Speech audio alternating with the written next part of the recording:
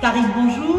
Bonjour. Merci d'être là. Merci de me recevoir. Bravo pour votre prestation sur les demi-finales. Vous n'avez pas gagné, vous avez été éliminé. Comment vous l'avez vécu? Au début, c'est un petit peu dur parce qu'on est vraiment aux portes de la finale. Mais en fait, ce qui est le plus dur, c'est vraiment de quitter l'aventure. On pense, voilà, l'aventure dans ma tête, elle a commencé il y a un an avant les castings. J'avais déjà ça dans la tête. Et quand ça s'arrête brusquement, c'est vrai que c'est un petit peu difficile. Mais je repense aux bons souvenirs et je suis super heureux et content d'en être arrivé là, quoi. L'aventure a démarré un an, on a peine à croire. Alors, comment elle a démarré cette aventure? Comment vous avez décroché le casting auprès du célèbre Bruno Berberès? Un petit peu par hasard, à vrai dire. J'ai participé à un événement en ligne pendant le premier confinement qui s'appelle le Made of Music Live. Et voilà, c'est un événement où plein d'artistes viennent faire leur compos, des artistes plus ou moins confirmés ou des artistes amateurs comme moi. Et Bruno Berberès était présent à cet événement et c'est lui qui m'a proposé de venir faire les castings en juillet au studio Luna Rossa. Au début, je pensais vraiment que c'était une blague, puis ça n'en était pas une, donc j'y suis allé et voilà, je me suis retrouvé sur The Voice. Alors, artiste slammer, comment ça a commencé? Vous avez commencé à chanter quand petit? J'ai commencé à chanter sur scène, je crois vers l'âge de 13-14 ans en 3e, pendant une comédie musicale de mon collège, c'était super chouette. Et en parallèle, j'ai continué de prendre des petits cours de chant.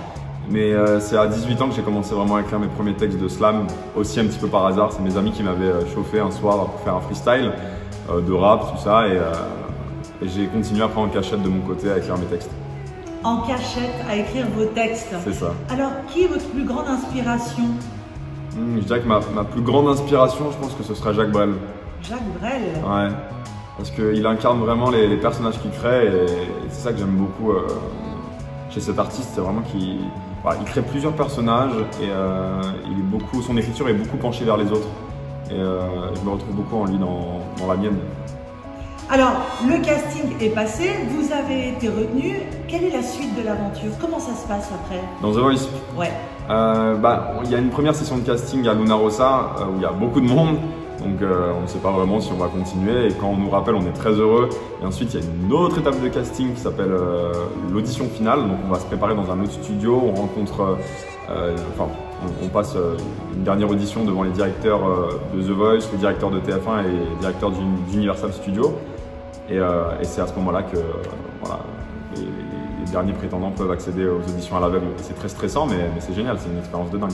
Donc d'un moment à l'autre, vous passez de Tariq à un individu, à l'artiste. Ouais. Alors, comment vous le ressentez aujourd'hui? Vous avez été éliminé. Si vous aviez un rêve, qu'est-ce que vous aimeriez? Là, tout de suite en sortant de The Voice, c'est vraiment sortir des musiques, faire des concerts, pourquoi pas même un clip. Et peut-être signer dans une maison de disques, être suivi dans un projet et avancer. Alors, qui vous encadre? On m'a dit que vous aviez un manager qui s'appelle Fabrice Sioul. Exactement. Comment vous l'avez rencontré? Alors, j'ai rencontré Fabrice Sioul au mois de février de 2020, je crois. J'étais en vacances quand il m'a appelé. C'est mon ami Diego, en fait, qui est un artiste aussi, dont Fabrice s'occupe, qui m'a mis en relation avec lui. Et je lui en suis d'ailleurs très reconnaissant. Et voilà, il m'a mis en contact avec lui par téléphone, on a beaucoup discuté et c'est lui qui m'a mis sur le Made of Music qui m'a permis d'être mis en lumière sur The Voice.